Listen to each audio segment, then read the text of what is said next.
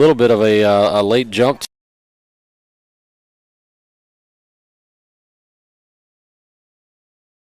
And first batter up hits a home run.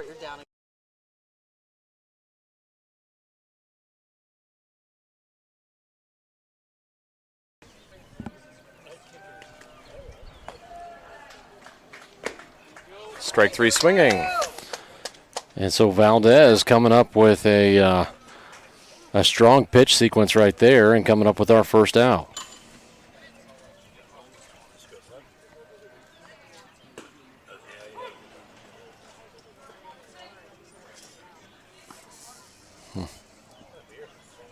So it looks like our stream is going healthy to unhealthy to healthy. Dug that one out of the bottom of the zone for an out. And fielded, I can't even see who's out playing center field. Is it Cooper out there in center right now? Yeah, that's number 44, Cooper McCowan, coming up with out number 2. And so kind of that abrupt start, and obviously we're not able to go over that starting lineup. We'll do so in between innings, but I can tell you right now, it looks like we've got Tucker Lee starting out at third, Ryder Vota at short, Sebastian Wingrove at second, Big Miles Vaughn at first, Zane starting on the bump, this one over to short, and that is actually Alex Kilman on the play. Or was that Ryder? Number 4, that was AK. That's right, Alex Kilman. So pretty good sequence for MacNSeitz, right? I mean, obviously we give up one run, and those home runs are going to happen, but with no runners on, not a ton of damage. Yeah, a little solo shot, but you could see we learned pretty quickly from it. I know Boston's back there making adjustments on every hitter, and once he starts to see what the team approach looks like, still probably going to be fine-tuning that throughout the game, but it seems like we made a couple nice adjustments. We started targeting low in the zone and some nice fly balls to be able to make for some easy plays there. You bet, and you might see in your camera here now the opposing coach for the Nebraska prospects over there really talking to the home plate umpire about his zone. And so already kind of some pressure being put on the home plate umpire, and he looks like he's not his first game, so I'm sure he's maybe a little bit used to getting some pressure from some coaches. Yeah, I think, from what I'm seeing from this angle, the zone looks a little bit more like what we've been seeing so far this season. It's the low zone is active if it's crossing the plate at the front knee. I see a lot of, you see a lot of umps that are reading where the catcher's receiving the ball instead of where the ball crosses the plate. No disrespect there. It's a hard job back there, and they're using whatever information they got to make those calls. You bet. And I'll tell you what, so I'll take a quick opportunity here, just go over our starting lineup for this game. This is game number 2. And looks like we had Parker Simons that will be leading off, followed by number 27, Tucker Lee. Hitting in the 3-hole, number 1, Cooper Harvoth, and then hitting cleanup, number 21, Reed Satterwhite. Followed in the 5-hole is number 36, Calder Boston Townsend, and that is followed by number 44, Cooper McCowan, then number 15, Miles Vaughn, Sebastian Wingrove, and Alex Kilman. I was able to get a quick snapshot of the prospects roster. I'm trying to see that number. I see the Phillies logo, obviously, but I'm not seeing the numbers there for catch. And, okay, number 99. So that looks like, I'm not sure who that is.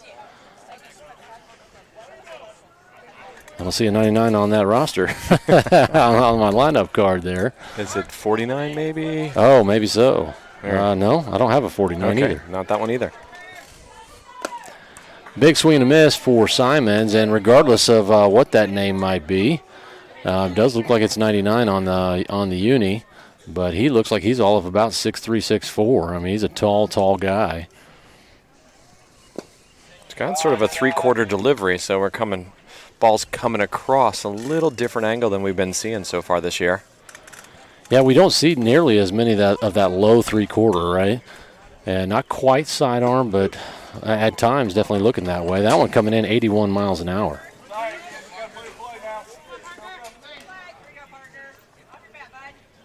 So most of his first pitches were kind of like low to mid 70s. And a strike 3 call for Simons, who just can't do anything but turn around and show his disappointment in the call.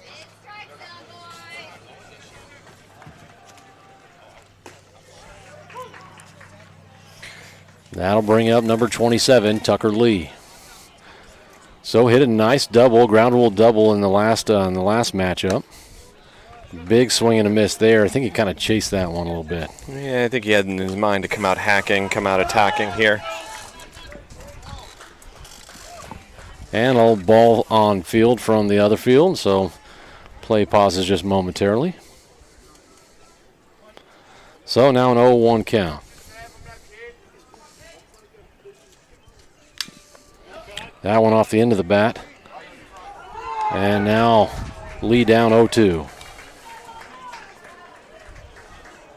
Be interesting to see what this pitch mix looks like. Yeah, we see the ball's tailing would be inside on a righty, outside to a lefty quite often here. Yeah, and he definitely was hoping to get him chasing right there. That one well outside and into the low 80s. So now 1-2 count. Sun coming down on the right side of the field. Still a smoky one.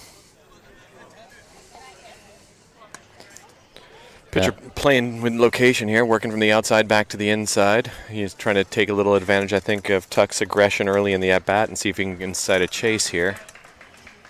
But instead, we're seeing nice discipline from Tucker in this at-bat, really waiting out that pitch. So full count. One more pitch to come. Swing and a miss. And Lee goes down swinging. So that one possibly just a bit outside. He being aggressive. I don't think it was necessarily a bad AB. Getting full into the count. I would agree with you, and we haven't really seen too many of how this ump is calling that edge of the plate there. So it's probably feeling like he's got to be attacking that rather than taking there. Swing and a miss for Cooper. And so that's Harbaugh. He kind of chasing that one high. So MacNSeitz kind of swinging here early and trying to be aggressive up at the plate. And a nice looking pitch right there for a strike two call. And one of my cameras got a little wonky here, but I believe that's a Dutch angle in cinematography, right? That's it's when you get that little intentional tilt there. It usually lets you know something's about to be wrong in a film. Let's hope it's wrong for them and not for us. Yeah. Oh. And Harbaugh not happy with that call. And so the Nebraska prospects making quick work, 1-2-3 of MacNSeitz. Two boys going down. Well, actually, all three of them went down on strikeouts, right? Yes, sir.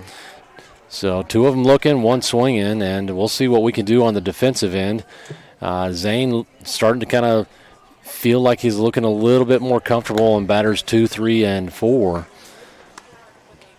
Yeah, I mean, honestly, the sequence in the first batter was a good sequence. He came out, first pitch strike. He's coming out targeting really, really well. That hitter just saw the ball real well and drove it to the left field. Yeah, it took a little while for Blue to call that one a home run. Obviously, our view was obscured a little bit down the left field line, but ultimately did call that, and he made his trot around the bases, but prospects enjoying a 1-0 lead.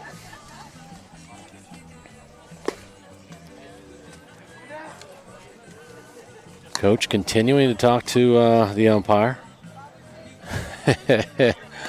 Always an interesting feat, but we don't know a ton about this prospects team, but a lot of the prospects teams do tend to be kind of like hand-picked kids. Yes. Kind of put together to form a kind of a quasi all-star type of team, and so far prospects certainly looking good, but MacNSeitz still right in the hunt here at 1-0 deficit to contend with. So this is going to be, let me just double check that here. See if I still have it. Well, I don't know if I do.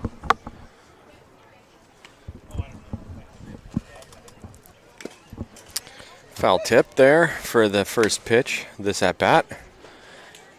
Yeah, I don't know what this lineup card is because that is number 27, and I don't see a 27 on here. So I don't know what the heck I'm looking at. So I apparently do not have the lineup for the Nebraska Prospects. Well, there's a second strike there. Yeah, it does not seem. I'm guessing this is the order of their lineup here that we're looking at, but not their jersey numbers. Oh, yeah, possibly that's what it is.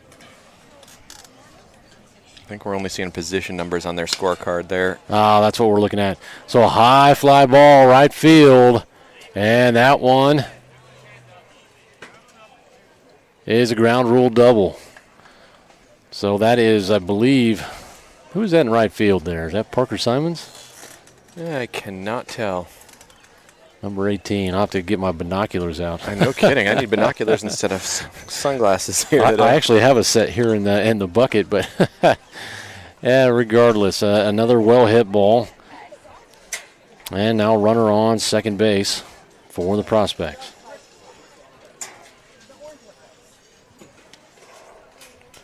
Nobody down.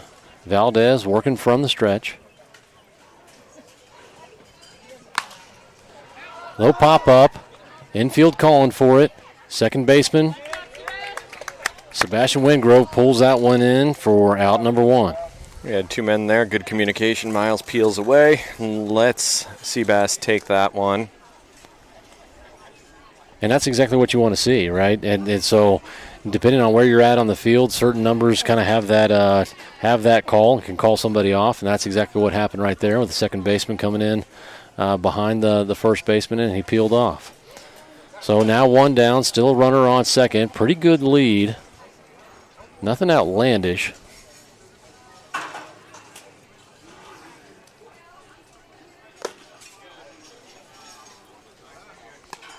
Missing just outside right there. That one coming in 76 miles an hour. Zane's been kind of one of the more consistent guys on being able to consistently pound the zone. Hasn't maybe had some of the success that we had hoped, and some of that has had to do with the fielding behind him. But some good fielding right there by Wingrove, and hey, that's 2 outs for Wingrove right there, and MacNSeitz looking for just 1 more. Runner does advance over to third. I like what I'm hearing out there. I hear a lot of communication. You hear the guys talking to each other out there. And for me, that's one of the signs that they're starting to get rolling a little differently. They're starting to anticipate. They're starting to communicate. And those 2 things start to make a big difference in the way our defense looks. Well, and just not only that, but just the energy throughout the whole team, right, and the dugout. Swing and a miss right there. And that energy can really kind of equate itself to some better performance and maybe making a stretch play. Right, and or maybe making that stretch hit. So it's one of those things we were talking about earlier. That psychological advantage, that fake it till you make it. Maybe it's not so much fake it, but behave as if. Right, you're that team that's making all those plays. It's not about faking it. It's just about being it for real. Living that. Oh yeah, just like all these 15-year-olds talk about being him. Yeah. And so fantastic off speed on that last pitch. And there we go. Pump that one in for strike 3. How about that? Little freeze piece there. Man, nice piece of pitching. And I tell you what, giving up a ground rule double to start, and then not letting that run come across the plate. That's big for us. Really big for us. And honestly, that down to the command right there. I mean, he had total command of the zone. That was a really nice little pitch sequence there. Caught him off his toes. He was not expecting that ball in that location for the hitter, and got the freeze. Fantastic. Well, short audio break right here, folks. Appreciate you guys joining us. Make sure you leave a comment, and don't forget to reach out, text your favorite player, give them some encouragement. We had a tough one in the last game. We're 1-1 so far in the tourney, and quite a bit of baseball here yet to go. Thanks for tuning in.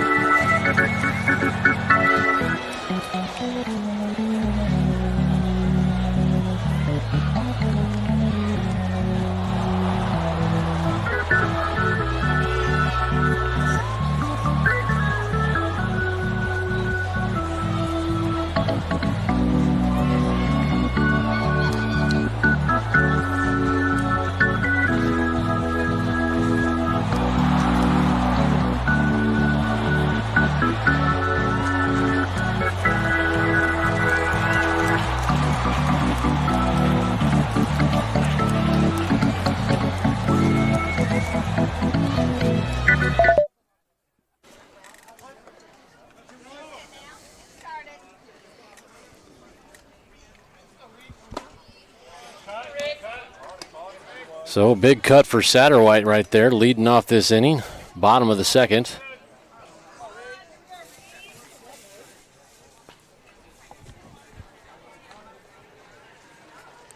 Look like the catcher and pitcher need to get on the same page here, so a quick little timeout for them to chat about their approach to this batter.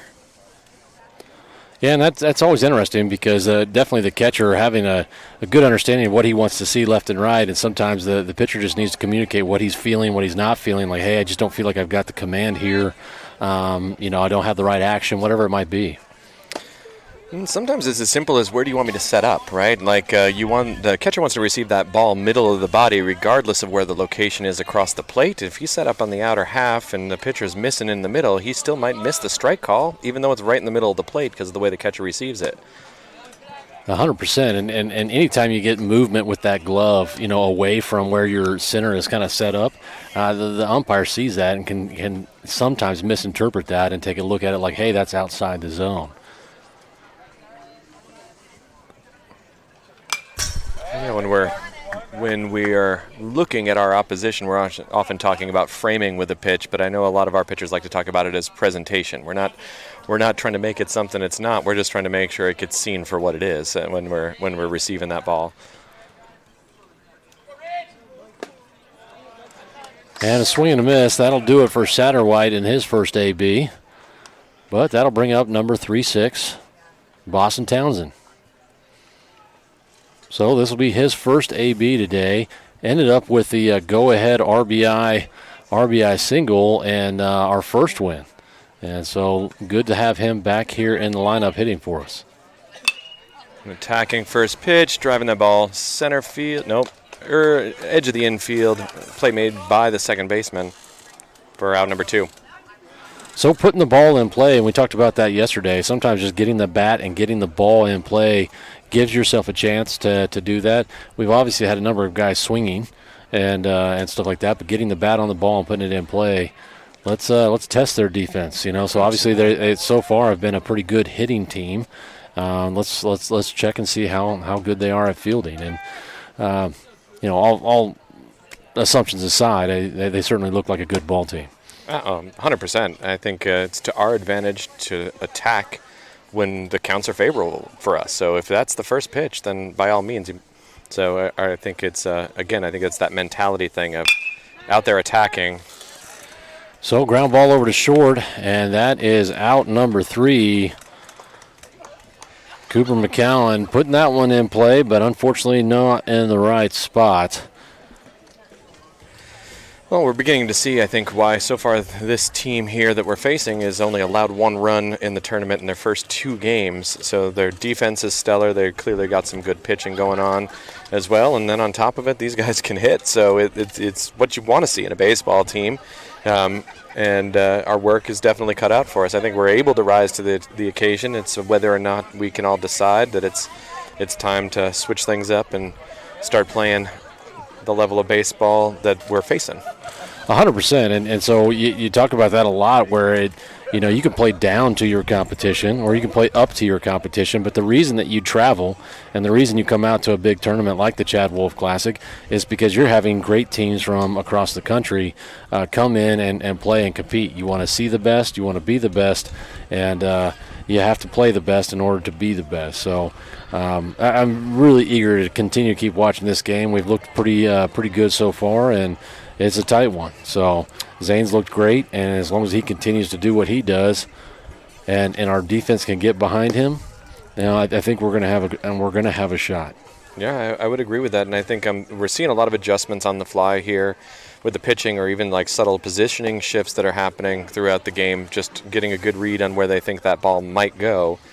And I'm liking that. That's a little bit more of a little more heads-up baseball and anticipating where things might go rather than just playing total reactionary right now, which is great against a team that is going to be putting the ball in play. Yep, 100%. And so the clouds kind of building up a little bit, and fortunately kind of putting the sun behind it, cooling things down just a touch. We got a little nice breeze kind of going at the moment. Beautiful American flag waving behind us, showing us the wind kind of actually moving out to right field.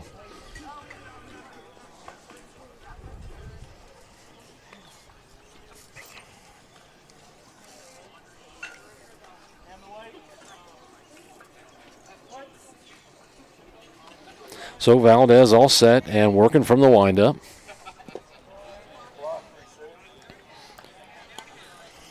And misses with the off speed right there. Seeing this ump's very particular about equipment in the doorways of the dugouts. One is a clean field here. Responds back with a strike on the inner edge. Yeah, and I can appreciate an umpire that does that in a respectful, not a kind of an irritating way. He's just controlling the field. It's his game to call, and wants to make sure the players are safe. And that's the primary reason for that rule, is keeping guys out of the door and not catching a foul ball. I think it goes a long way to inspire confidence. You know, you've got this feeling that this guy's got eyes on the side of his head. He's seeing what's happening in the dugout Little doorway. dribbler over to third. Oh, no, and that throw is sold. So an error by Tucker Lee. He did some nice charging, gloved the ball, and maybe rushed that throw with his footwork, trying to get it because that guy was flying down that first base line. And ball ended up going out of the field of play, resulting in that runner being on second now. Take it off, 2-7.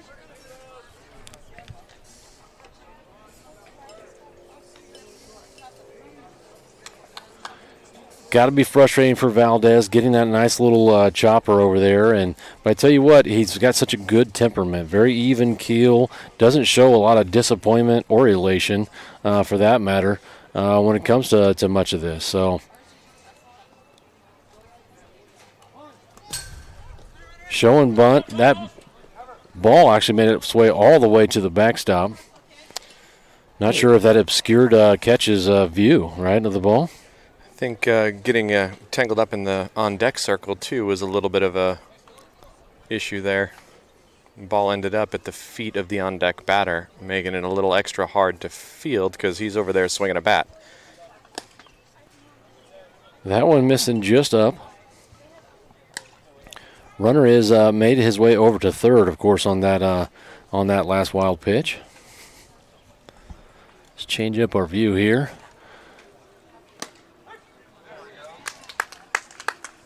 And a great presentation like we talked about earlier, right? Those are those pitches right there, catching the front edge of the strike zone, and they tail out, and so you got to get them in a way that puts them back where they cross the plate. And, man, hits that one in the same spot, but this one with maybe a curveball or a slider. And, wow, great pitch right there, painting that corner. One of the things I love about our access to information is we get to learn a lot about tunneling, right, and about how the ball travels from the pitcher to the hitter. And then you got, this case, you got a ball that looks out of the hand totally different, ends up in the exact same location. So it's sort of the opposite of that tunnel. It sets up its own new tunnel and arrives right back at the same location. Not something you see every day, right? Yeah. So full count now. Valdez continuing to work from the windup. Oh, missing just up high. That'll put runners on the corner, still nobody down. I like the thought there because they had a total freeze there. He was not expecting that pitch. If we catch a little bit of that corner, we'd be in nice shape right now. Pause for the cause here with sweat in the eyes. Man, I tell you what, it's easy to see, and especially with very little break in between games. These guys been out here baking all day. Well, I hope everyone at home is enjoying some nice AC and maybe watching on a big screen.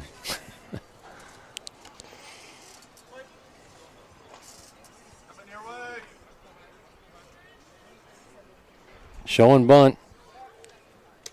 And pickoff attempt over at first. Zane did have some success with that, I think, here a few games back.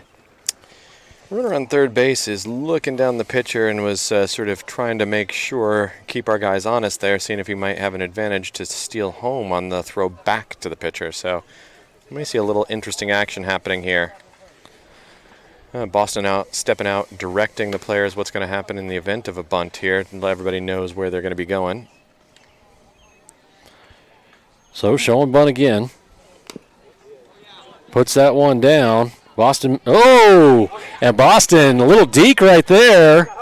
Oh no! Doggone it! Oh man! So we're trying to be quasi-professional here, but also a sports fan, and Boston did a great job and made a fake throw as if he was going to throw down to first for that automatic out, and got that lead runner in a pickle. Throw came in just a bit high. Otherwise, I think we had him dead to rights. Oh, man. I would agree with that. But we've got the runner now on third, which gives us outs everywhere here. So we got to field this ball clean. And you got to anticipate this guy's looking to hit something deep and get that sack fly to get that run across. So big swing and a miss late on the pitch.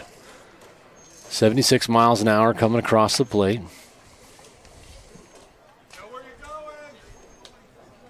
And Zane has switched back to working from the windup. Great pitch right there. A lot of command, zip out of the hand, and low and hard. Got to say, I'm liking the sequencing here as well. This pitch mix is being really effective, keeping the hitter guessing.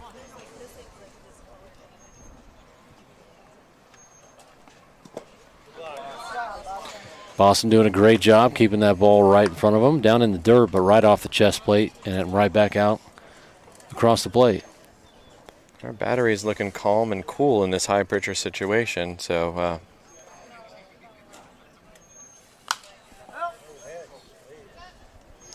you can see Boston scoping to see where that ball went, so he understands what that timing might have looked like on that hitter's contact, knowing what he and his pitcher might be doing next. For me, that's one of the funnest, most fun things that I've picked up along the way. Okay, line drive. This is to center field. One run will come across. Good throw by McCowan in. And so the Nebraska prospects end up with one more run. That'll be a 2-0 matchup now. Bases continue to be loaded and no outs. And Coach Jake Sawyer out to do a mound visit. Interesting visit. Yeah, we're bringing the whole infield in here. I think we're just trying to make sure everybody knows what the situation is, know what our options are, and I think maybe give them a little insight into what kinds of things they should anticipate here in this situation after the way the last play went. So Coach is a ball player. He's a pitcher, so he's probably talking pitcher to pitcher here and making sure the infield is aware of what's going down here. Absolutely, and great experience and context there to come out. And, you know, I was talking with Coach Sawyer here, 128 innings he pitched in the last 2 years, currently over there at William Jewell.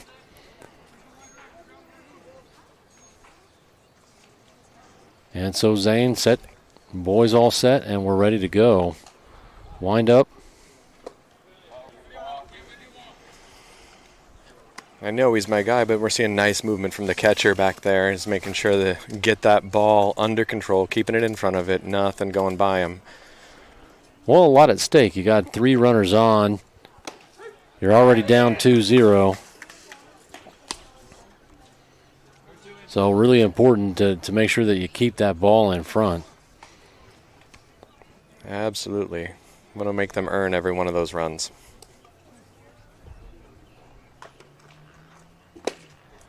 Oh, man, that's a tough miss. Not sure where that one missed, but Boston checks just to see kind of where it's at. Count now 2-1. A little happy with my ball strike counter here. I thought that one was a strike. I agree. Foul tip to the mitt there for strike 2. Well, that'll even up the count now, 2-2. Bases loaded, nothing tricky going on here. I do think that you're right. The head coach and the runner on third are definitely talking about the pitcher. They're timing him up there. He's showing a little bit of his shoulder on some of the throwbacks, and so his eyes are not on that third base runner. We've definitely seen it a couple times in tournaments where that third base runner wants to put that pressure to make that perfect throw home on that rushed play there. So good pressure situation right here. Bases loaded, nobody down, full count. We'll see who wins this battle.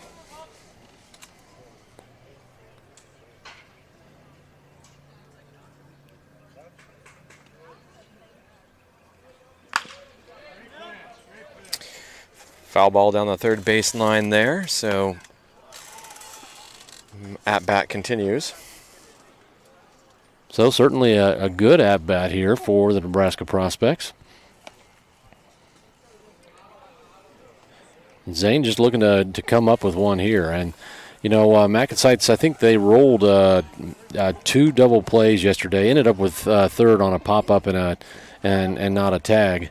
And so we definitely have the ability to come up with multiple outs on a single play. And the situation's prime for that.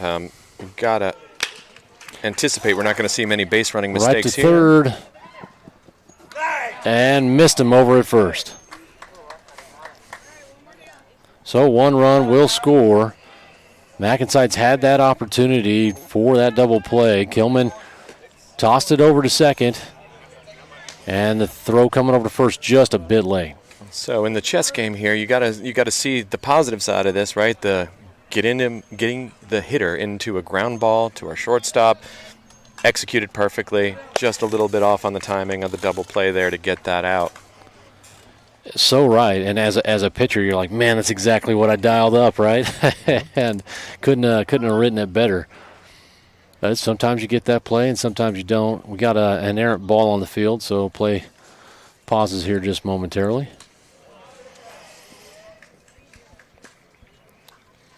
For me, I think the thing that's interesting, it's a long season, right? So we're watching this game and we're watching the results, but then we're also seeing some of the ways, the meta things that are starting to happen here and what that might mean for us in the next couple of games that we got.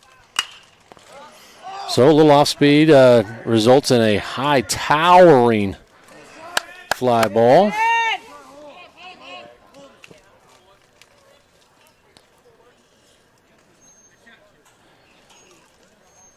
Prospects are able to tag up over there on third. And a defensive move there to keep that runner glued to first rather than to make the long throw home and let him be in scoring position, which I quite like as well. Absolutely, and when you're trying to keep runs from coming up in bunches, that's kind of how you do it. So a runner makes his way over to second on a stolen base. It was an off-speed pitch. And it looked to me like there was nobody covering. That's right. There was a great shot to go there, but we had our shortstop and second baseman rooted on that play. So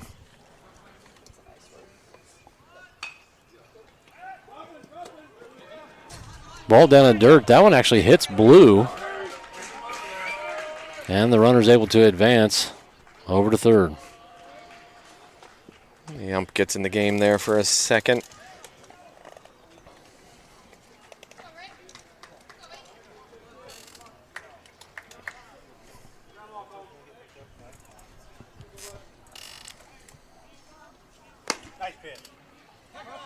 That one missing just outside, coming in 75 miles an hour. Zane looking sharp in moments here, and I definitely get excited when I get a chance to watch him pitch. I agree. He's been really solid all season on his location. He's been able to hit his spots pretty consistently. So you got to believe he thought he had hit that spot 2 pitches ago now. Little chopper, this one over to second. Wingrove charges and makes a nice play for out number 3.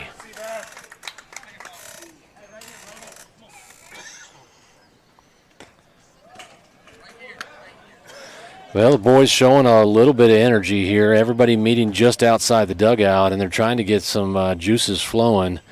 And let's get everybody hitting, and let's dig back into this game. 3-0 matchup. 3-0, yeah, but I gotta say it feels like a close 3-0 at this moment, which I'm really thrilled with. I mean, I want to see some runs crossing that plate. Don't get me wrong, but I'm real thrilled that we're coming out attacking this team the way that we are at the moment in terms of our defense. You know, we're coming out here looking pretty good. Now we get that offense working a little bit, we'll be in pretty good shape.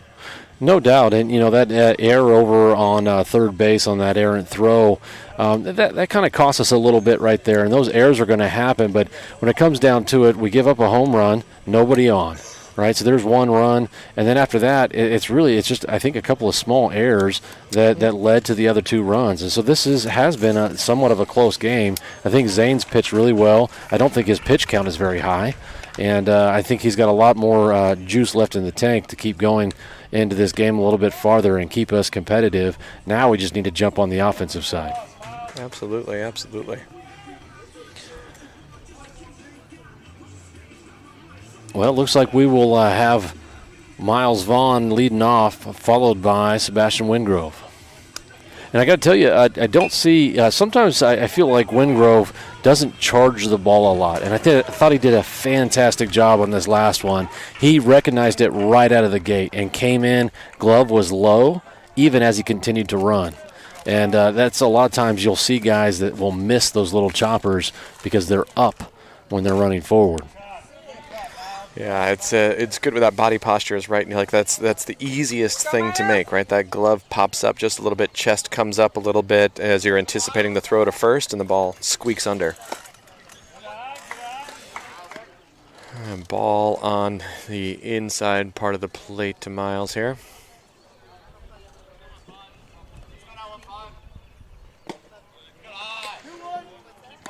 Ball number 2. Well, I tell you what, I know Miles can hit a fastball, and this kid's got some good velocity. Miles could have an opportunity to do something special here. Looks like they're working around Miles a little bit here. They're anticipating a little bit of that hard swing, a little bit of that big hitter mentality here, and trying to stay around the zone rather than come right at him.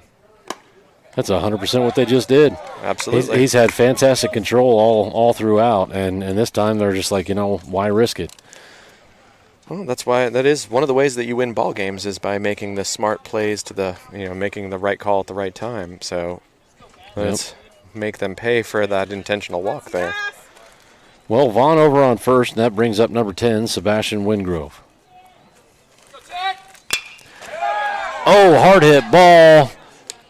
Doggone it, and a line drive straight to second base, and Miles Vaughn unable to make it back before the throw came in, and so MacNSeitz not enjoying any luck there. Getting doubled off over on first. So we go from a leadoff batter being on base to 2 down. Yeah, got our work cut out for us here. You got to run into some bad luck now and then. That's just baseball, right? You bet. Now back to the top of the lineup, and Alex Kilman at the plate.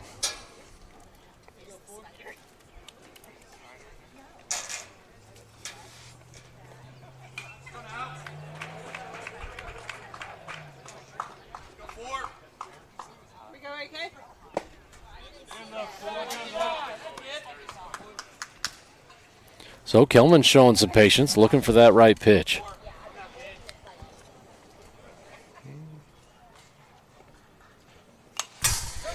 You read into the body language of the pitcher there, and I think he thought he was going to get a little chase on that last pitch there, and then ended up getting a little bit of patience and a good read out of the hand on the part of Alex. Well, I tell you what, and you were talking about it a little bit with Zane, and just kind of like, where is that ball coming out of the hand, and does it just kind of explode out of the hand? But what I would tell you about a guy with a low 3/4 like that, he drops his hand way down. I see that ball right there, and it goes from the front to the back of the leg, and I get to see that ball a lot longer. Yeah. I feel like you get to see that delivery coming in a little bit longer. You can see he's got a big upper body rotation. He's trying to protect that hand. He's trying to keep it hidden as long as he possibly can. He's a big, lanky guy, and it takes him a little while to unfold, and so they get a little bit of a look at it before he releases.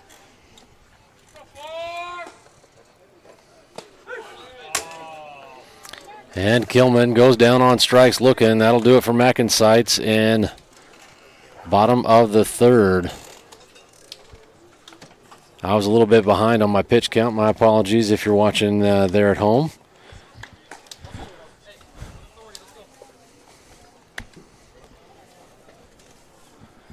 Well, it looks like MacNSeitz will stick with Zane out there on the bump. We're going to let him warm up and take a short audio break.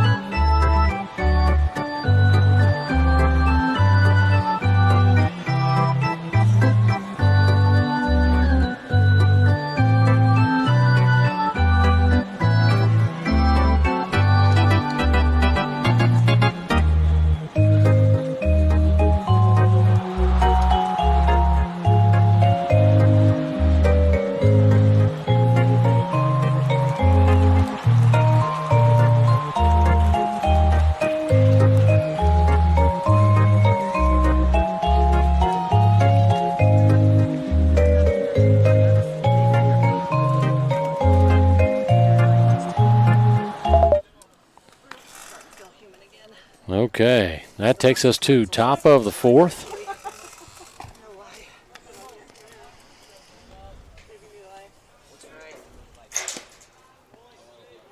And Zane missing just inside.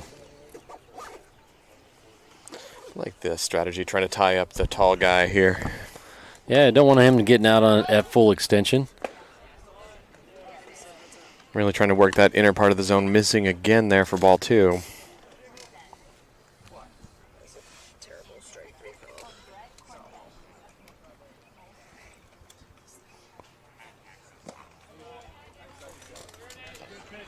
So 3 pitches, 3 balls, and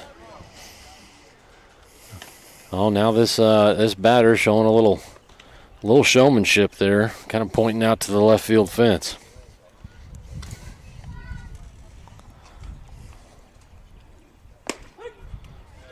Zane catches an inside off speed right there. Nice looking pitch.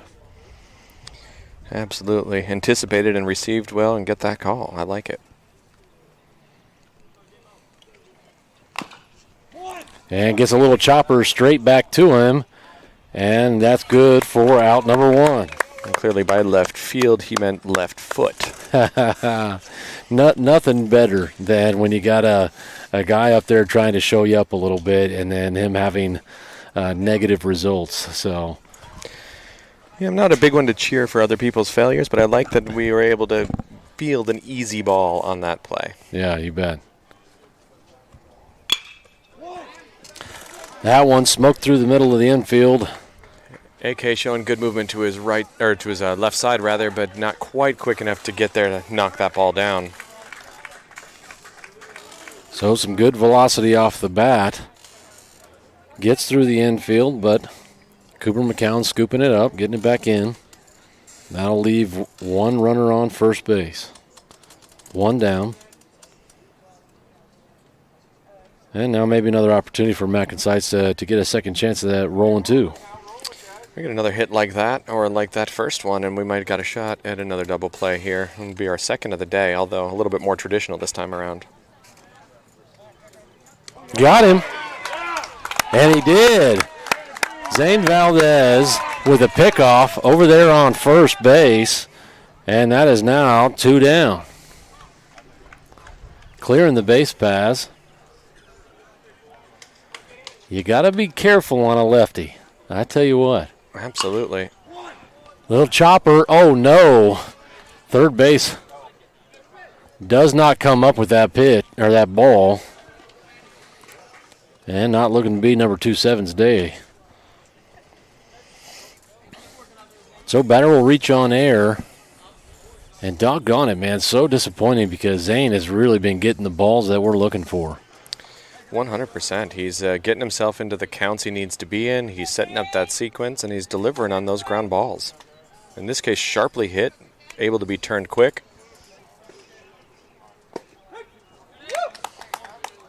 Looked to be a little bit of a cross-up there. I think that ball was expected on the outer part of the plate and ended up tailing back in, but still in the zone.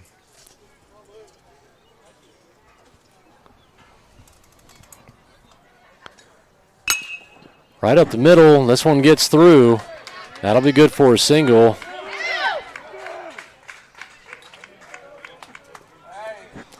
And Cooper McCallan holding on to that ball maybe a little longer than his infield and teammates wanted him to. I think the audience was looking for a little quicker throw as well there on that one.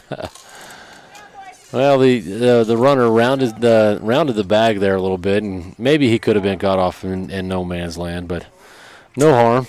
I don't think he was too far from the bag there, but yeah, definitely turned that corner. So continuing to paint that inside half of the plate. And I love talking about first pitch strike. Just wildly from a probability statistical standpoint, swings the odds way in favor for the pitcher.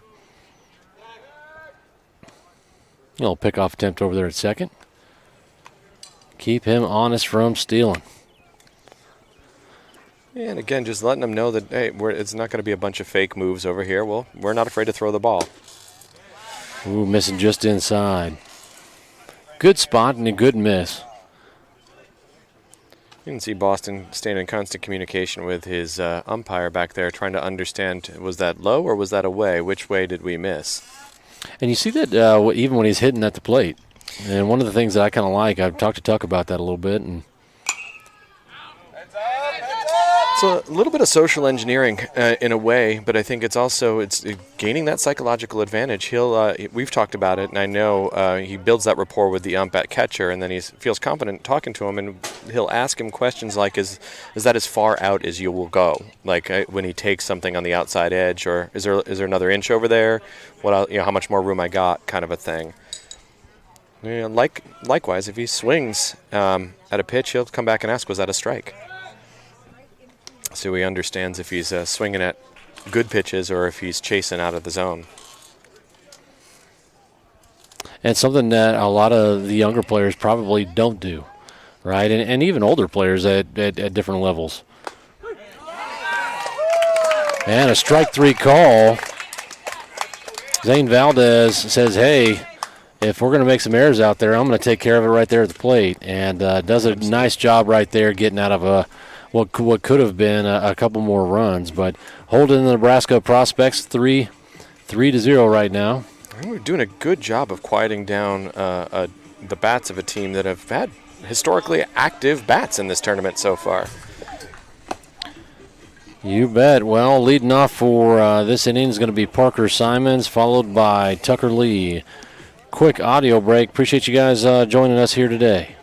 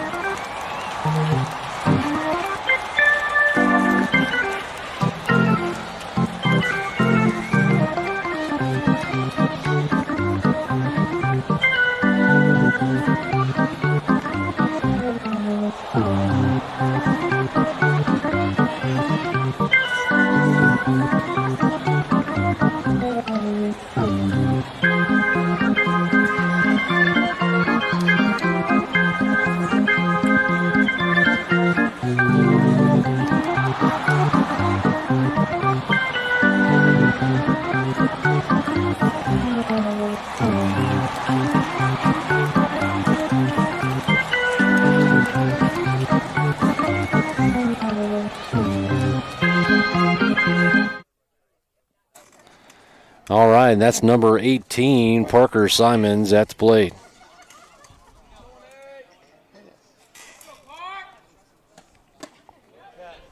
We're headed into a good part of our lineup here that has been productive for us so far this year and been doing some damage for us.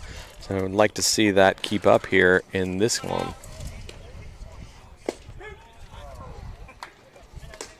That one coming across the plate, 80 miles an hour, and so good velocity up there on the hill. And I think maybe even more importantly, he's had pretty good control. Yeah, absolutely. As you say that, he misses a little short of the plate down there. Yeah, and a lot of times you'll bury one trying to get a guy to chase it, right? He's a little swing happy and stuff like that, but Parker wisely will laying off that one. At this age, guys throwing 80 in the high 70s pretty consistently for an entire game is not something to be sneezed at. It's a pretty nice accomplishment. I think right now, looking at the 5-Tool website, they've been sharing stats, and there's only about 10 guys that are consistently throwing over 82 in all of the tournaments they've got going on right now in Texas and Arkansas. So, at this age. Oh, and a sword right there, Parker Simons on a check swing. So that will bring up number 27, Tucker Lee, as he kind of trots up, ready to get in that box.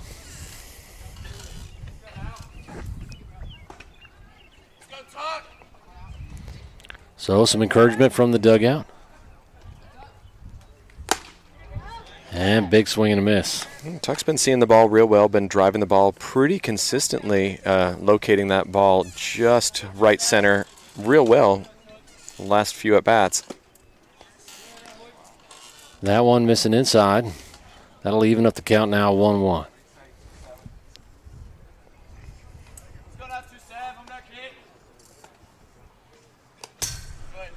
That one missing well outside. Just glancing off a catcher's mitt. I can hear Boston from the dugout encouraging him, telling him to keep it up. Dugout liked that take.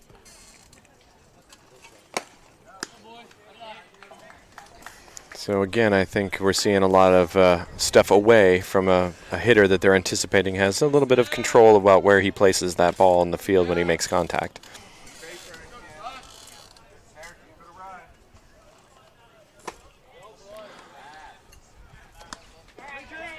Yeah, you can tell him just by a nod on the head. Tuck he knew that one was going to be in there, and he missed it. So always frustrating when you, as a hitter, when you're not getting the one you were looking for. Holds up for ball 4, and we get a base runner in this inning. 1 out and 1 on.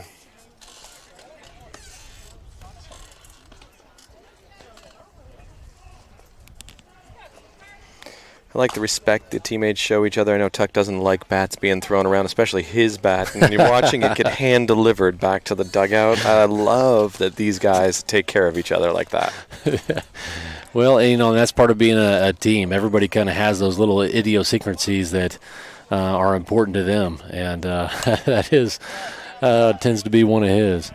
So, but you're right, from a teammate standpoint, when you know that guys got your back, and it's a great environment to play in. The dugout's been so positive and all of that. We talked about this a lot last night at dinner. Baseball's a game of failures, and if you can't be supported through your failures, you don't feel comfortable enough to risk failure, then you're never going to be able to make those great plays. So you need that environment to help be able to support you. Tucker goes. Throw comes in, and not a great throw. Tucker is up on second base, but almost slides across. They look at him. He's doing dust angels out there. Oh, my goodness. He may have been fortunate on a little bit of a hard throw. I think his nose might have been on the bag, even if his hand wasn't on that one. Too funny.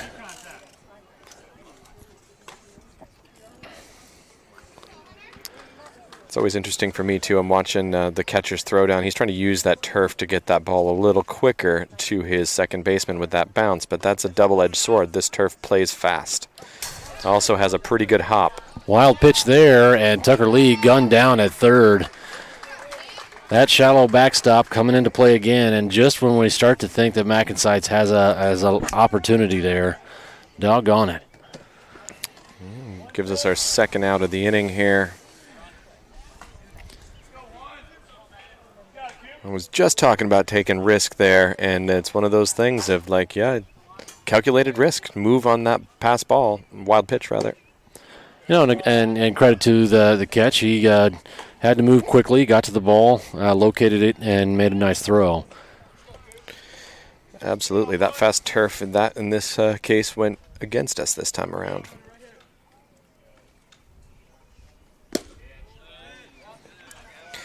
Just missing on the low part of the zone. Turns out to be a really strong take from Cooper there.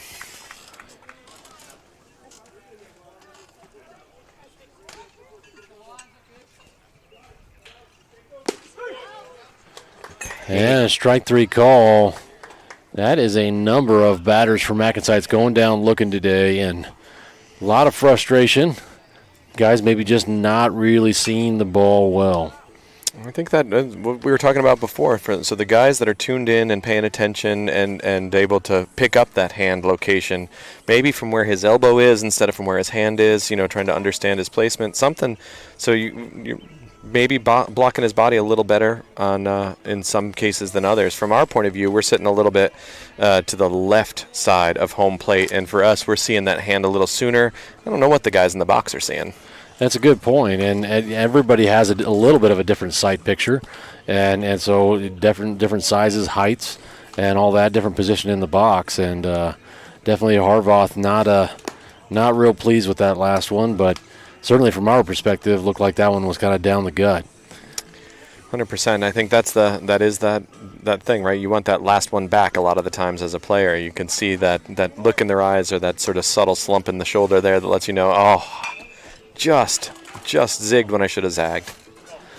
Well, I tell you what, hats off to the Nebraska prospects, because we've had a couple of opportunities, I think, and we were not able to capitalize on them. And by and large, it's just been due to good play on their part. You maybe chalk up some of it to not having the best luck, but honestly, you really make a lot of your own luck in this game. I would tend to agree with that. I think there are some situations that are maybe a little bit of a bad luck, like the line drive to the second baseman when Miles has one extra step in his lead, right? Like that kind of thing. That's some bad luck, but you're right. A lot of this is just good, clean baseball and staying calm, cool, and collected under pressure for these guys. Like they're not getting flustered by the pass ball or the wild pitch and coming up gunning.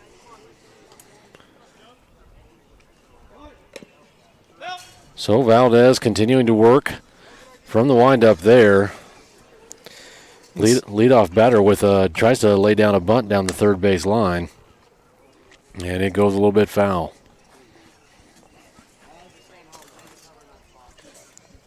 So we get a little insight into potential strategy. I got to imagine he's going to switch it up when you tipped your hand, although his hand's on the bat looking like he was thinking of. It looked like he was a little undecided about whether he was going to lay down that bunt or be free swinging on that last pitch.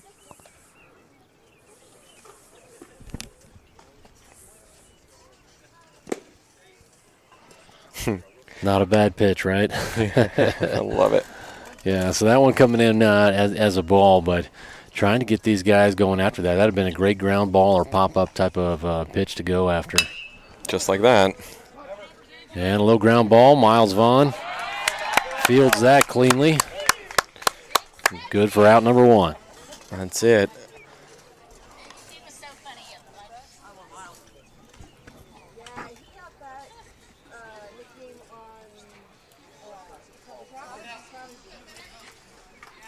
It's a little chatter going on in the outfield around Miles' nickname there. And that hustle play over there.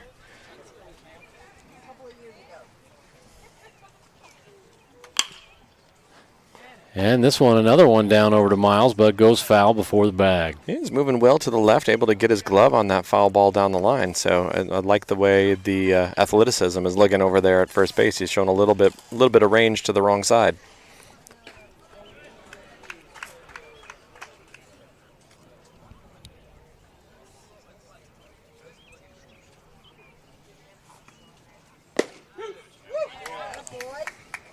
Beautifully painted strike there on the inner part of the plate.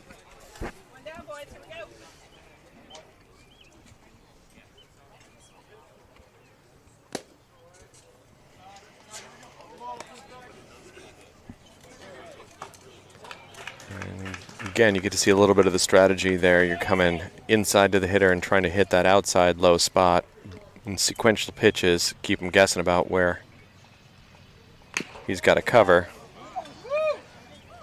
And I'm surprised that those three guys are standing outside of the dugout after the way this ump's been controlling the game, and they almost just took a ball off the bean there. Yeah, that is kind of a funny turn of events there.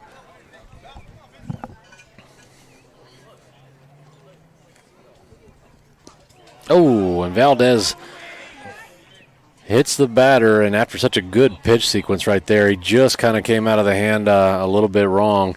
And yep, didn't have quite the velo on it that the last few have had. So hopefully that means a little less bruising for that hitter. No doubt, and still part of the game. Boston taking a quick minute here to just talk to him. And get them calmed back down, get back on the same page. It gives them a second to strategize about how they want to deal with this runner on first, knowing that they're aggressive runners. Then you've got a hitter here standing in the box, and somebody's showed a tendency for active swings in his last at bat, so they're going to try to, I think, exploit that a little bit here. Well, and also this is the first base runner I think that they've had on since Valdez had a pickoff. And so it'll be interesting if they're quite as aggressive. Look, that lead is maybe a little more modest. I agree with that. Good pitch, good receiving there again. And we had a straight take from the hitter, so we got some new info and new intel.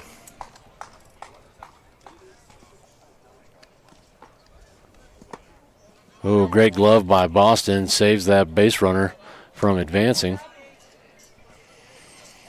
Always tricky negotiating in that batter's box, right? That batter's got to hold his box. He can move anywhere he wants inside that box, and he can strategically, you notice he walked up to the front of that box to cut off the angle for that throw. Again, good baseball. Ooh, hammers one left field, and that one is a home run.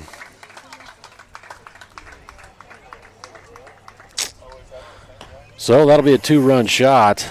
That'll make our competition now 5-0. So just a great piece of hitting. Kudos to him.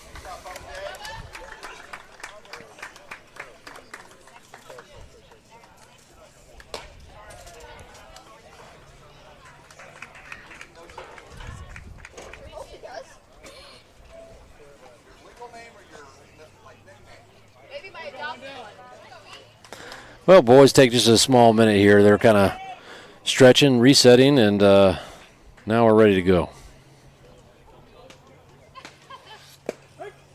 Love it. And come back with a first pitch strike again. I love that. 100%. That just shows that mental fortitude that you hope your pitchers all have. You know, you're going to miss a pitch from time to time, or somebody's just going to get a great knock on you, and that happens. And Zane's given up a couple here today, but this is by far and away probably one of the best hitting teams we've seen. And so this has been a good experience for him, win, lose, or draw. He's seeing some good hitters, and, man, he's really picked apart a few people too. I got to say that is on the whole, a really good outing. I mean, the scoreboard might suggest otherwise, but really, when you look at what's going on, even the composure he's showing here under pressure and coming back, throwing back-to-back sequential strikes right after a big hit like that. Well, at least 2 or 3 of these runs are, not on him, so they're going to be unearned runs. I'd have to go back in and take a look at the game changer, see how that was scored. But certainly a couple of errors behind Zane today. But all in all, like we talked about, a pretty good outing.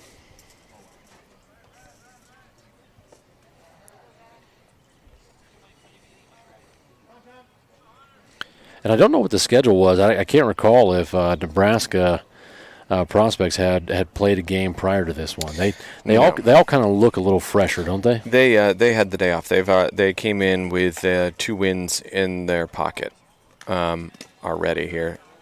So they had the morning off, and they're coming in fresh. Yeah. You definitely could notice it taking the field, as you said there. Yeah. And that, obviously no excuses. They're a great team, playing really well, but certainly impactful to the outcome.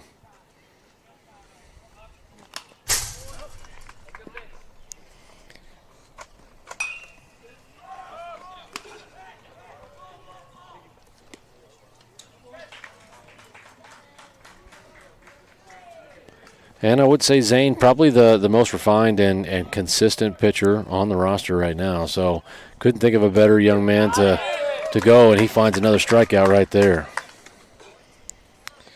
Well, interesting here, because the game changer is showing us here that it looks like they have all 6 runs as earned runs right now in the scoring. Yeah, I know that's not right. But, sometimes game changer is a little tough to run and manage from time to time. And I try not to worry about those too much. But I know at least a couple of those are unearned just based off of the errors we saw. When runners are reaching base, and then when that run comes across the plate, that's an unearned run. 100%. So yeah. We know. Yeah, I think you're right. I think I'm tracking at least two of those. Yeah, that's what I was thinking too. I mean, he gave up the solo home run. He gave up the 2-run shot. So there's 3 runs right there. I give that to him. Some great hitting there, but really not a lot of damage, thankfully, done on that long ball right now. We've not seen a bunch of those kind of hits from the competition so far this year. So really, doing a good job dealing with that in stride.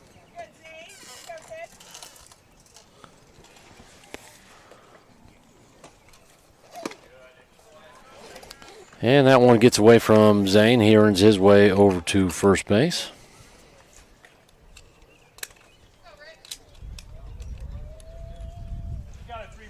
So we got a run around first there. We got 2 away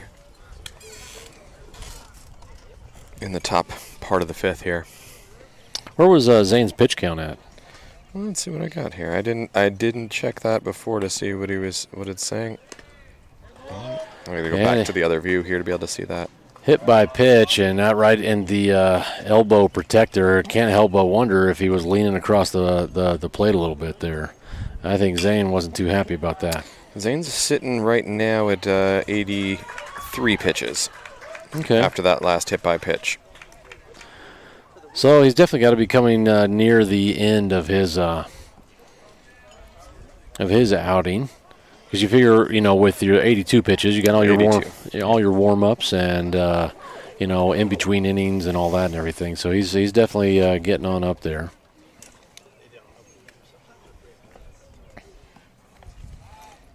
So I did catch up. I was right on that one. High fly ball. This one super towering.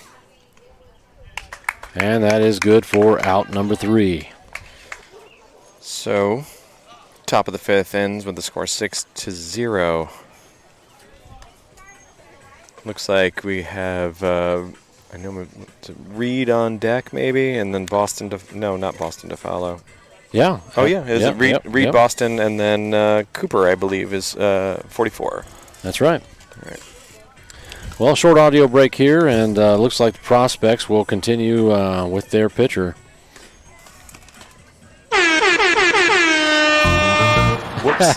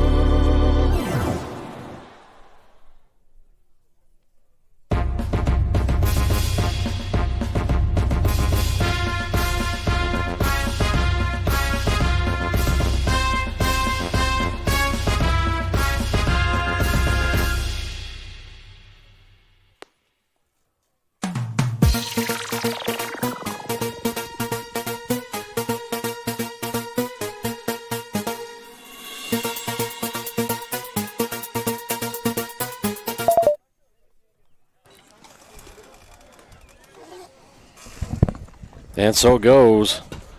Here we are, bottom of the 5th. Leading off, Reed Satterwhite. Up and out for ball 1.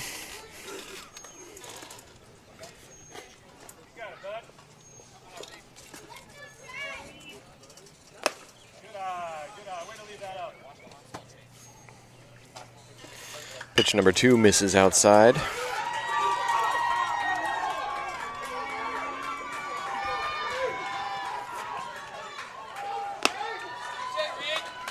So 3 pitches, 3 balls, and Satterwhite, you got to figure he's going to be patient on this next one. Very similar location, those last 2 pitches. So again, I'm expecting something in, maybe back knee. Yeah, definitely tailing across the zone, but leaves it up. Yeah. 4 pitches, 4 balls, and I got to tell you, for a low 3/4 arm guy, kind of interesting where I see him lining up on the rubber, kind of more middle to the right. And now it looks like, he's continuing to kind of be in that spot. A lot of times, guys, to bring that arm more into the middle, right, they'll be off to the edge of one side of the rubber. Check swing results in a foul tip. And now an 0-1 count for Boston. Again, seeing that ball missing in the upper part of the zone there. So he thought he had his hands high, but still managed to make contact. But again, last 5 pitches in a row have been in the upper part of that zone.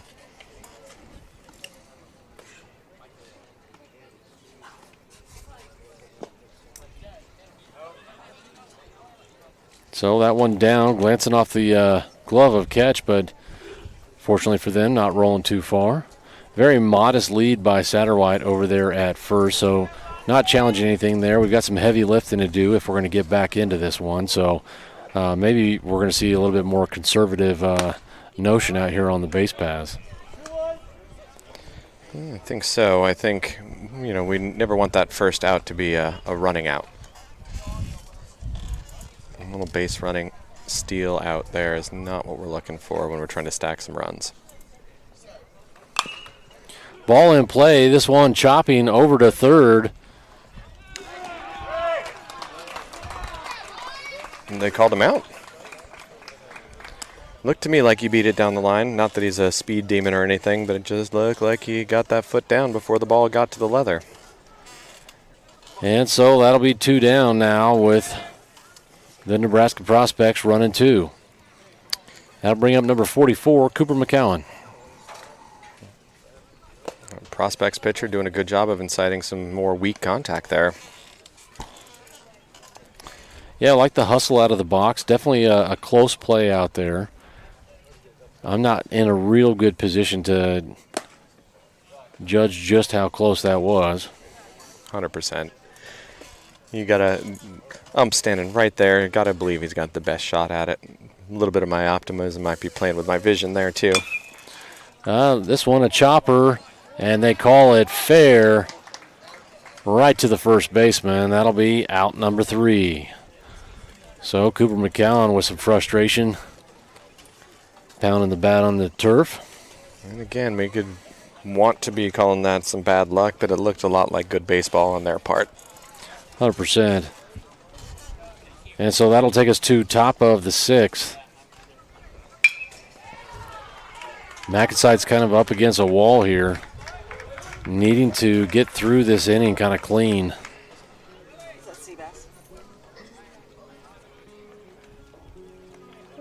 That is Sebastian Wingrove up there on the bump.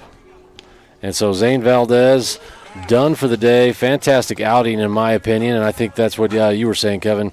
Unfortunate that we didn't have a better outcome behind him, but a great hitting team and in my opinion, a really strong pitching performance. Yeah, I got to also say that this might be one of the better, if not the best team we've faced so far in terms of the way that they're handling themselves on the field. So I think to come out here and put up a solid effort the way we have against maybe the stiffest competition we've seen so far, I think we had another team that we saw that was a bunch of big hitters, but I think these guys are a lot cleaner in the field. They're a lot better defensively, and just real clean, real smooth out there. And I feel like we're matching that a lot of the time here, with a few minor exceptions. Yeah, and definitely we were watching them pretty closely here during their warm-ups, and not really a weak spot or an opportunity in their roster. All those guys looking pretty clean out there in the field, and that's certainly what we've seen. And to your point, we have gone up against some other good hitting teams, but then they had other opportunities, some deficiencies that they had to kind of shore up on, and as far as their fielding and whatnot. But MacNSeitz hasn't just wilted away here. Come up with the outs. No huge innings coming out of the Nebraska Prospects. No, it's dribs and drabs here, and we just gotta see what's happening here with this pitching change. Yeah, kind of interesting. So obviously, I think Coach may be looking on to some of those next games. Sebastian, last time he came in and pitched, he very jokingly said he was never going to do that again. And so to see him up there on the hill, hope he comes in there with the right expectation, right mindset. I think for everybody watching at home, this is like a position player coming in to pitch at the end of a major league game. So that's sort of the equivalent vibe that we got going here right now in Sebastian's mind.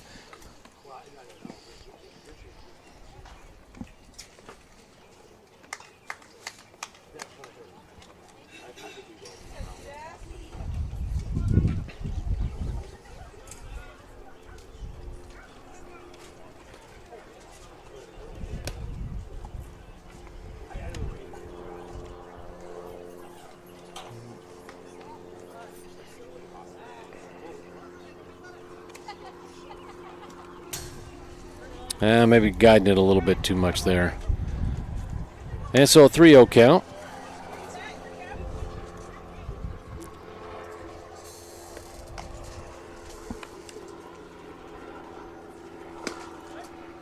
Hey, it comes up with a nice strike right there.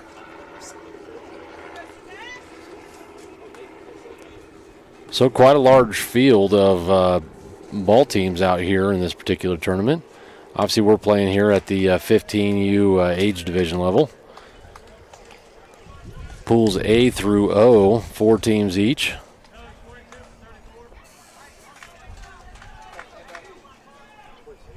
And brackets will be decided here a little bit later on yet today.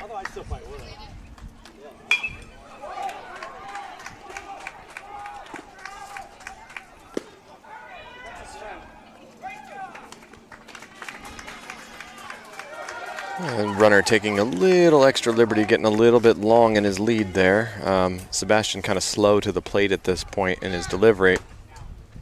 Good throw, good spot. And no luck there.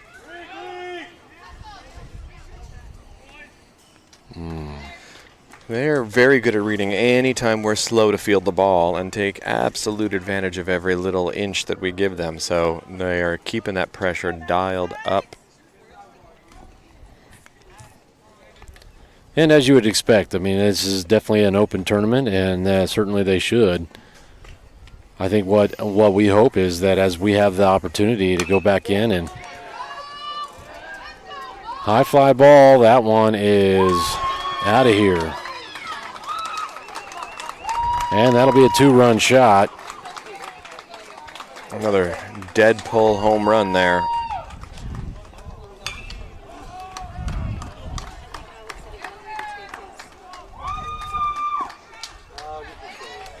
An interesting move here. Looks like... So Sebastian's showing some frustration, right? He does not want to pitch. And he did not want to go in and pitch. He doesn't want to give up home runs, and I think he's kind of has maybe, a really competitive outlook on it, right? He wants to go out there and perform well. He knows he's not a pitcher, and he goes out, gives up a 2-run shot, and he's very, very frustrated about that. So hopefully he'll have an opportunity to kind of reconsider and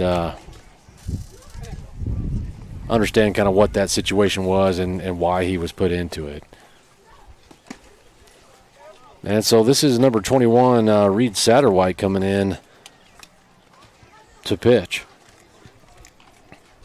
So first time we've seen Reed pitch, typically a catcher.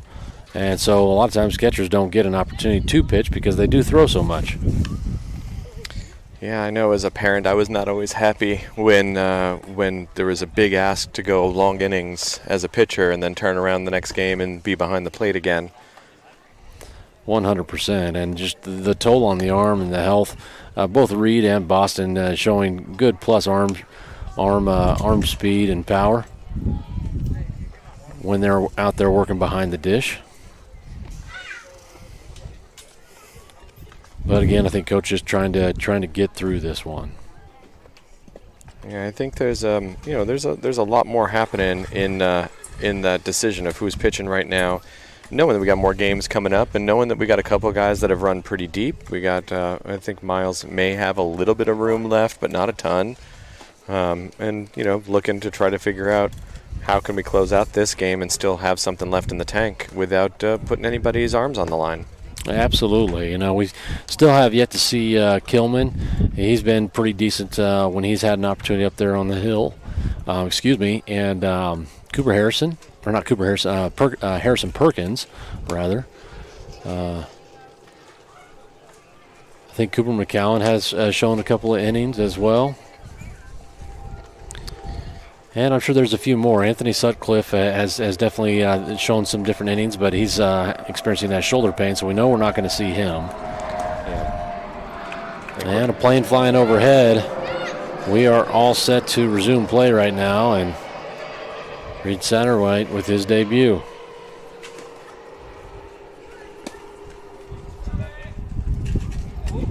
Missing low. Hey, hon. Can you take this side panel down and start to blow this thing away?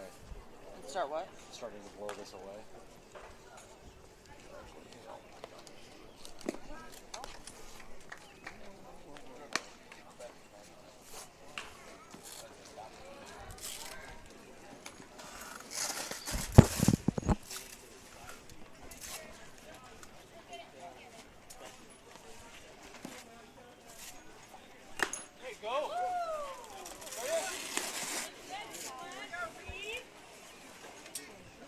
Another strike in there.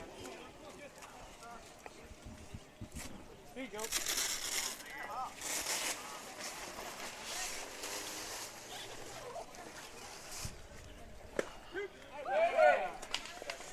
course, I do that and then the sun pokes out. It's probably more windy. So we got another strike there.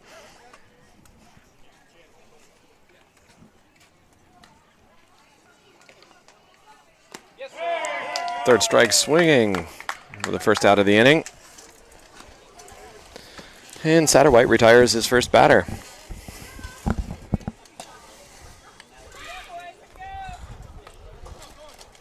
Not too bad. Coming in here just looking to kind of close things out, and comes up with that first batter, first out. See what he can do here.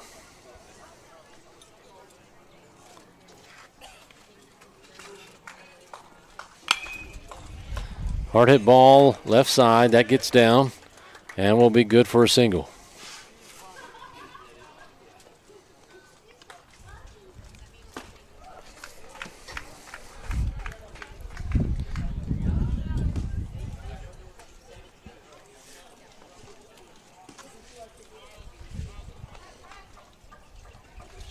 There is a definite breeze blowing right now out to right field here, which feels fantastic.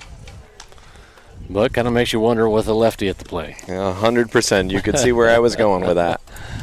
We've noticed all the long balls have been dead pull hits here. Nobody's putting that thing oppo. They're going right down the line to their power side, and we would expect that that's sort of the same game plan in this situation here.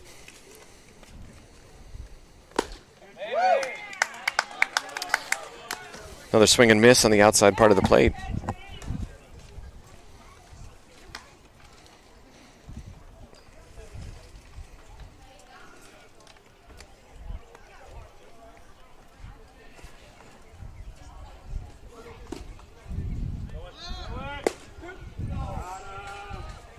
Good throw.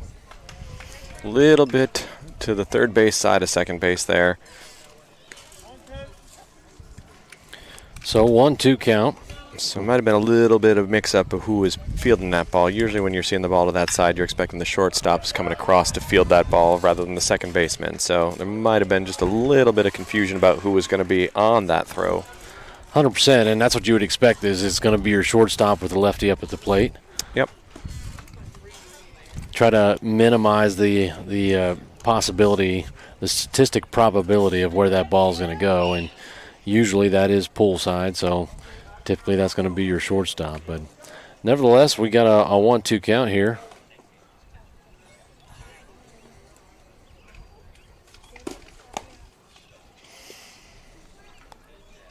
We got Boston working back there, trying to see if he can get that call for his pitcher. Did not go his way, though.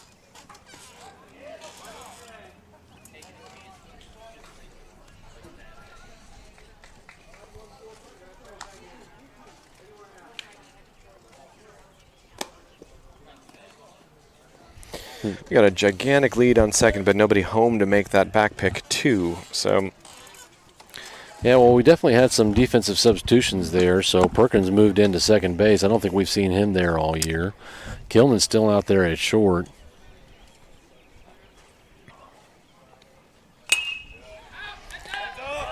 This one fouled back, out of play.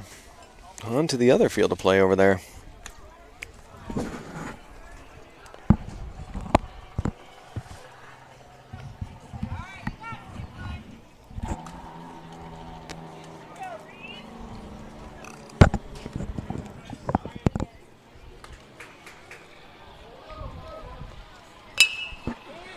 Fly ball. This one's a little shallow.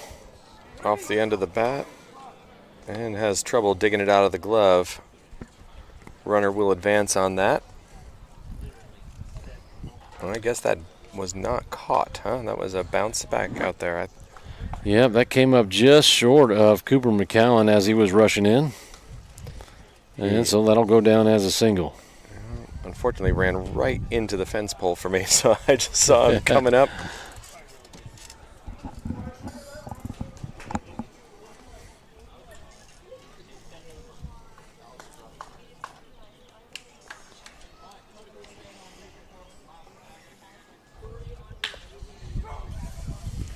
Got runners at the corners here.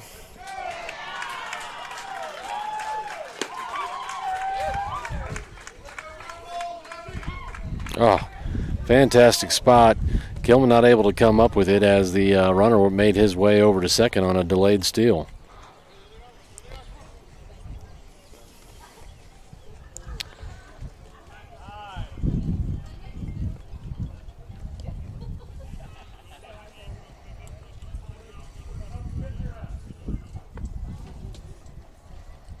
So now we got 2 runners in scoring position here, and I'm assuming they're talking about changing up the signs a little bit. You got that runner on second. He gets 2 steps off the bag, and he's got a pretty good angle on the call that's being made, and he's going to be relaying that back to the hitter if they're not careful about changing their signs up just a little bit. 100%. And in a well-coached team, that's just something you would expect, and it's just part of the game. So wise for the pitchers and catchers to do that. Yeah, it is. You expect that team's going to be doing that, so you want to make sure that you've got an answer to that problem. Yep. And Satterwhite, for some reason or another, has decided he needed a quick word with Coach Sawyer. So play is still paused, and as he confirms what he wants, he heads back out to the hill. Interesting. Sometimes I'd love to be a fly on the wall out there. We saw a little mound conference there. Like I said, getting on the same page about signals and stuff. You got 2 catchers. Of course they know what's up here, right? Right, and, absolutely. And clearly there was something else they wanted to get a sense for what the situation was maybe, or what they should be doing here.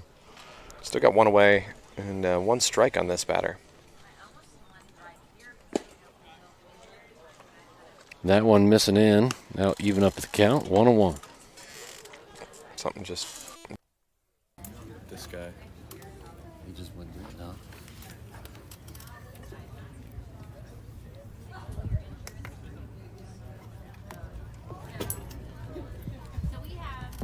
I can't see. It's still at 40%. That's weird. That's not hot at all. Yeah, I was going to say this one. I've never had this one overheat at all. That's not hot at all either. I wonder if that DC cable is just not working. I was working off a battery, maybe.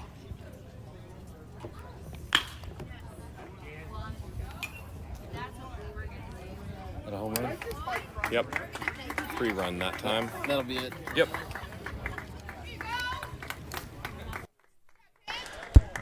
Well, folks, had a little technical issue there, but a 3-run shot, and that should do it for us here today.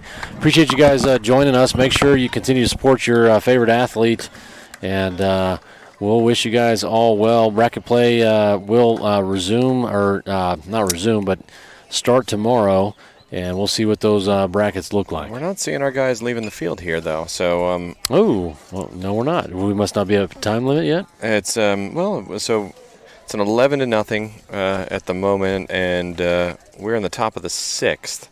So I am just a little confused here. Yeah.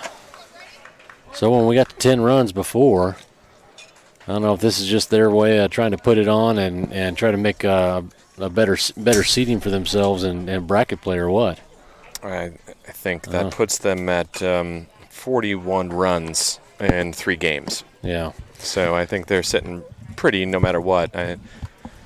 Differential at this point I don't even think counts all of their runs because it maxes out the system. I think only 8 of their plus runs count.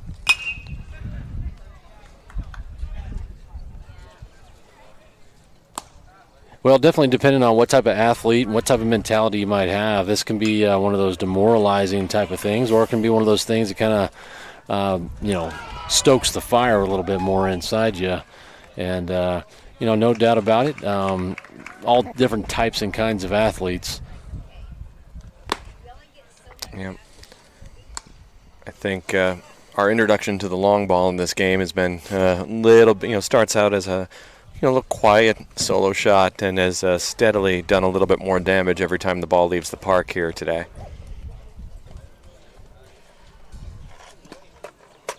Let's see, Reed's getting hungry, trying to maybe overdo it just a little bit right now. Yeah, and usually when you see somebody kind of spike it in the ground, that's usually kind of what it is, a little bit of an overthrow, but...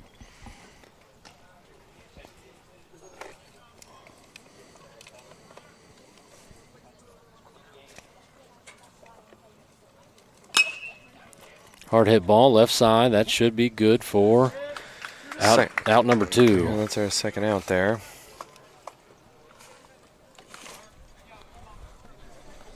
That was Cooper Harvath out there on the catch. I'm impressed that you can see that. I can't see through the sea of people and the third base coach over there who's making that play. I can see Tuck just fine standing just a few steps off third there, but left field is a little bit of a mystery to me over there. Yeah, we were at a little bit of an angle I'm not usually at. I was worried about trying to encroach a little bit too much on this pathway to a relatively small park. And looks like maybe it probably wouldn't have been an issue. It had a better view. So strike call there on the outer half.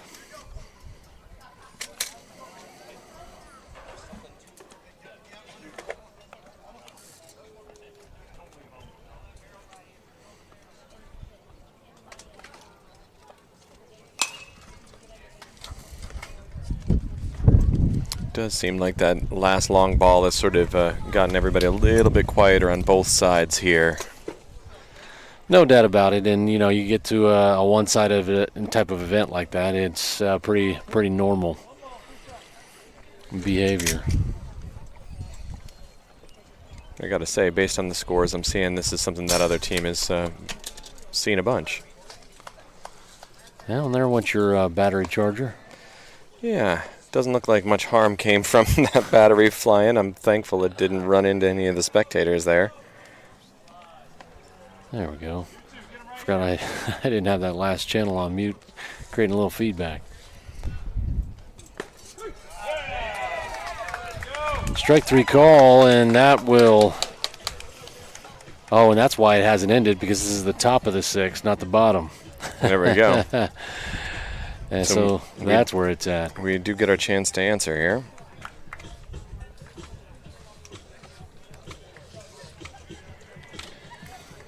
Well, that picture, man, I'm looking at the camera. This golden hour light is really quite nice right now. Well, I'll tell you what, the MacNSeitz team will need to come up with 3 runs to avert the mercy ruling. And so certainly something that we can do, and putting up 3 runs in an inning has happened on multiple occasions.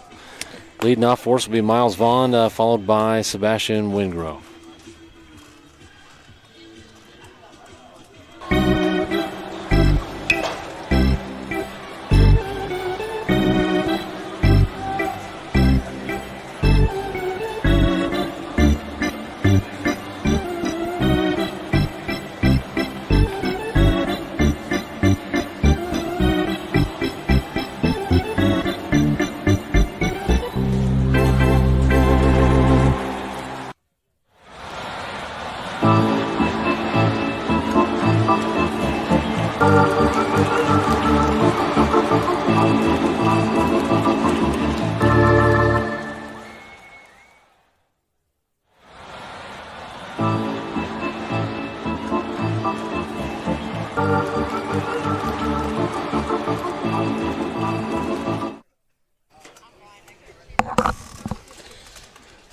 And that'll bring up Miles Vaughn. Go, Miles. Pushing him back from the plate there with that little inside pitch. Well, he definitely kind of looked like he had avoided Miles on his last AB. And looks to be the same game plan here. Again, you see him coming in, now working his way quite a ways outside of the zone on that last one.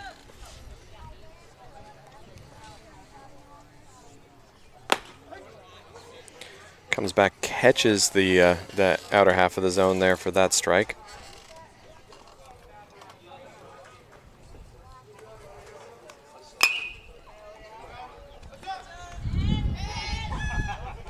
So working from the windup. Count now even, 2-2.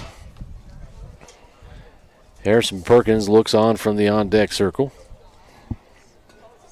And sun setting over here on the right side of the field.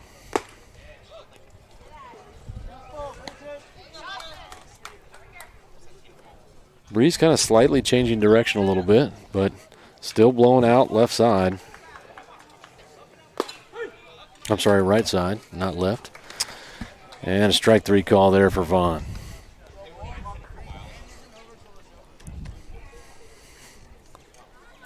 Got to think he was hoping for fastball there. Saw the changeup, laid off of it, and yep, just caught the inside part of the plate. It was very similar to some of the pitches earlier in that bat, so you understand Miles' taken on that one there. that one hit Harrison Perkins, so a hit by pitch. And the pitcher like wanting to contest it in some way or fashion. Apparently, he thought it went off the bat, not the arm guard there. You know, It does have a similar sound, right? Yeah, 100%. And so a base runner for MacNSeitz over there on first. Elbows are pretty fragile from those kind of impacts, so that sound is a reassuring one.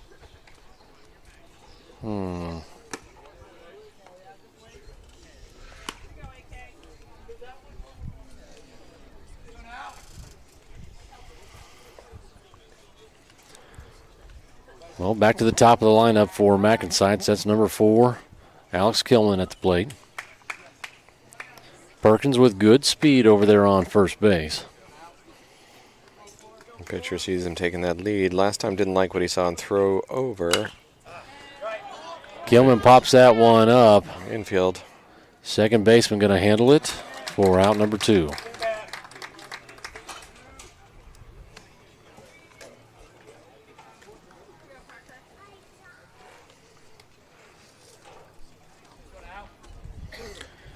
This is number 18, Parker Simons.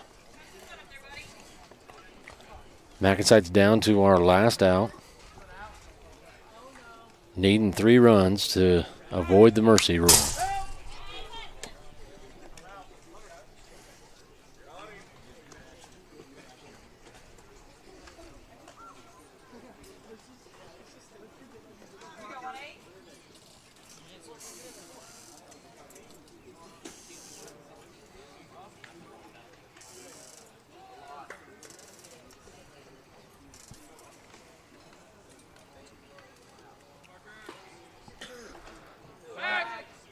Again, we're seeing that tempo of the game change quite dramatically here when the protection factor goes up here. These guys looking to protect a no-hitter here at the moment. No doubt about it. Sun peeking out from behind the clouds here. Got to imagine here we're just probably another hour and a half from sunset.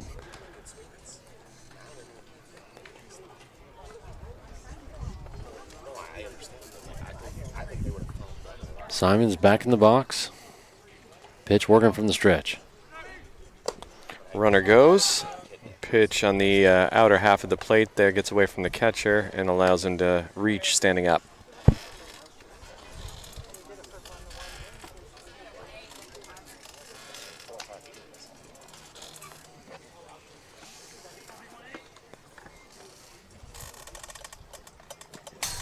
So another wild pitch. Perkins goes and is safe. So almost the identical play that Tucker Lee was on, and glancing off of the glove, going to the right on a short or shallow backstop. Good throw down, and Perkins is able to come up safe. So runner on third.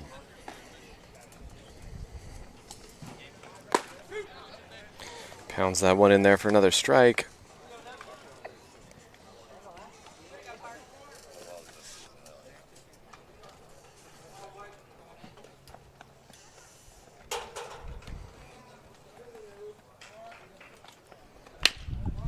Simons puts this one into play and fielded easily by the first baseman. That'll actually do it for the game this time around. Yep, folks, well, be on the lookout with your family or friends or your favorite athlete there, and they'll let you know when bracket play starts for tomorrow. Appreciate you guys watching. That'll do it for us out here in Arkansas.